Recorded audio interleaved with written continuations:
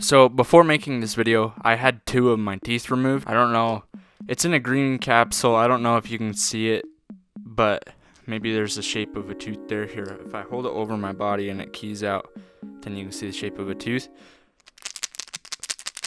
But they're in there. There was a part of me that was pretty resistant and overall nervous to get this done, but there was another part of me that was ready because this was something that was necessary to get done. For all of my life, ever since I was a kid, all I've ever known is having crooked teeth. My teeth are too large for my mouth and have struggled to find a place to sit and rest, so as a result they're just all jumbled up inside of my mouth. So I got a couple teeth removed, so when I get braces, they'll have space to actually align and all of that. I almost feel like I'm like catapulting myself forward, regressing my oral health just a little bit in order to just like shoot myself forward in terms of my physical health and my mental health. For me, this is a big step towards a big change, which change was gonna happen regardless of what I decide to do. Eventually, my teeth will be decayed and rotten by the time I'm 6 feet underneath ground, but I would like to experience good oral health before that time comes. Trust me, we're going to a good place, I promise. This fact about life is what creates the reality of change. Everything is temporary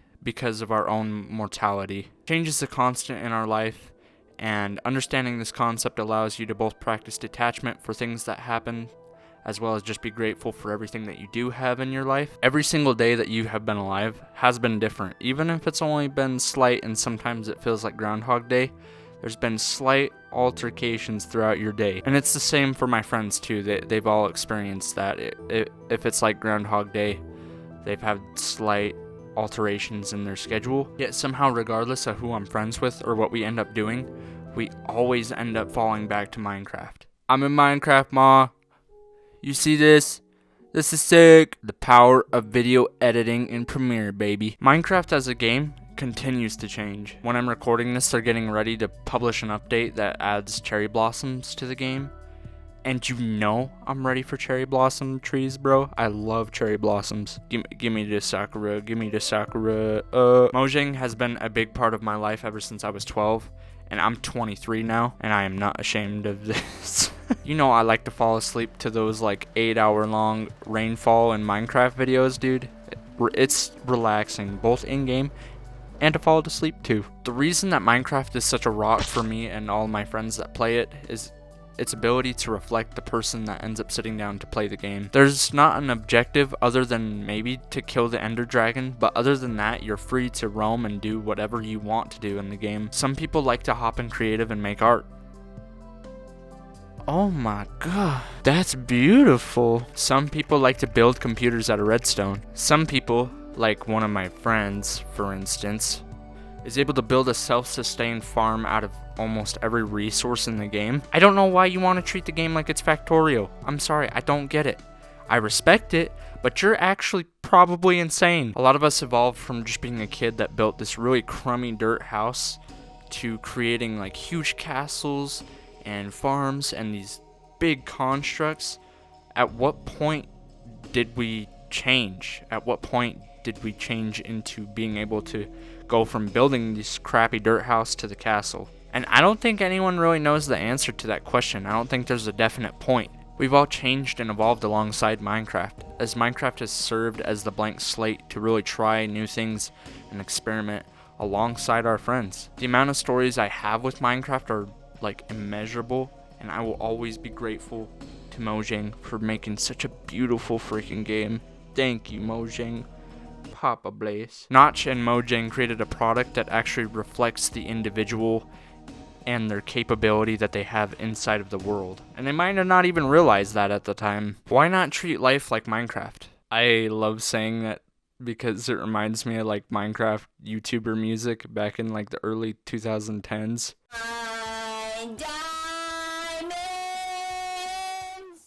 Do you guys remember Tobuscus? You remember Nugget and Biscuit? Hey, you remember Nugget and a Biscuit? I remember Nugget and a Biscuit. Nugget, biscuit, Nugget and a Biscuit. Dude, I'm getting older and there's like no stopping the flow of time. It's just gonna keep creeping up on me.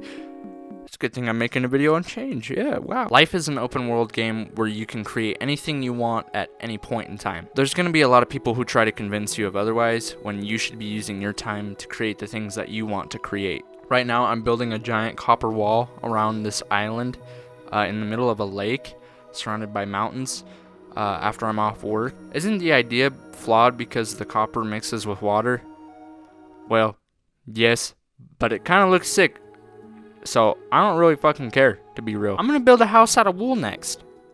Why not? Let that shit burn down, dude. It's freaking sick. Who cares? It's cool. It's burning. I'm scared. Woo! People are gonna try to tell you that it's not the smart or right thing to do. Do people you know who completely live from their minds live the happiest lives? Like really think about that for a second. I'm also building music and videos for myself and other people if they would like to watch or listen to it. All of these projects are kind of like my Minecraft house. I am eternally grateful for you checking me out, by the way. Thank you so much. It's not the most economically smart thing to do with my time, but it's fun. I chase what's fun for me. That's why Minecraft will always be fun for me, because us as individuals and as a community, we make Minecraft fun. There was a long span of a realm that my friend had where me and my friends, after we got off work, we would just sit down, relax, talk about our days, and just kind of build our own little castles or bases. I wish I had the save to this, but I built this small castle, and in the basement I ended up building this huge village, and it looked really cool. I wish I had footage of it. It had its own ecosystem and its own economy. It was actually, I was impressed with myself. There was even a point where one of my friends built a cross out of dispensers,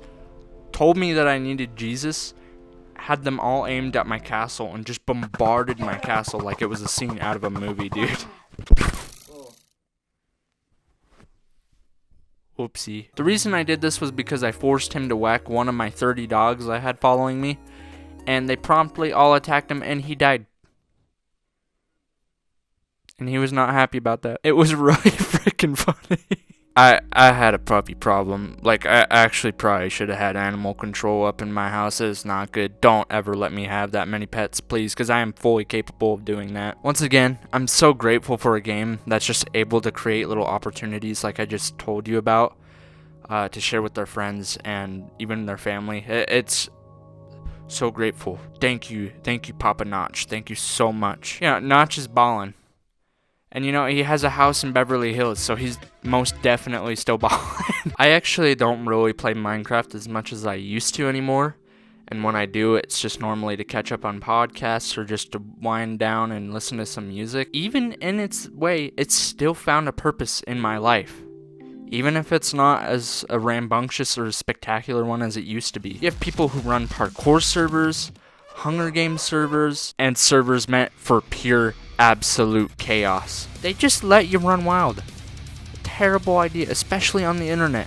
Not a good idea. Well, and it has a place for everybody. I think everybody deserves to have a place. Also, when making this, they also changed the ore blocks to actually drop ore instead of just dropping a block of ore. And they added the Caves and Cliffs update back in 2021, I think.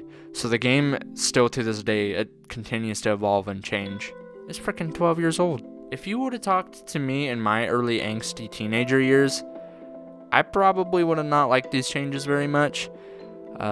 Me just not liking any change whatsoever as a teenager. But oh baby, I'm an entirely different beast now. I embrace change. I love change. Change is my baby girl. In fact, I have hope for change. I hope we can end up bridging the gaps in divisions that we have in our society when it comes to race or gender or politics or anything like that. At the end of the day, we're all human, and we have the human spirit inside of us, and we all play Minecraft. To end this on, I would like to talk about Marcus Aurelius. He was an emperor in Rome in like 150 AD, and he just so happened to also be a philosopher. I'd just like to quote him real quick. Have constant awareness that everything is born from change. The knowledge that there is nothing nature loves more than to alter what exists and make new things like it. All that exists is the seeds of what will emerge from it. You think the only seeds are the ones that make plants or children? Go deeper. Marcus was someone who understood how change serves our lives. It is in your nature to change by you existing. It is in your nature to initiate change and to plant seeds into things that you want to create in this world. Your creation will grow and evolve on its own. So why not get to building right now? And with that, I'm going to end the video. So thank you for watching, and goodbye now.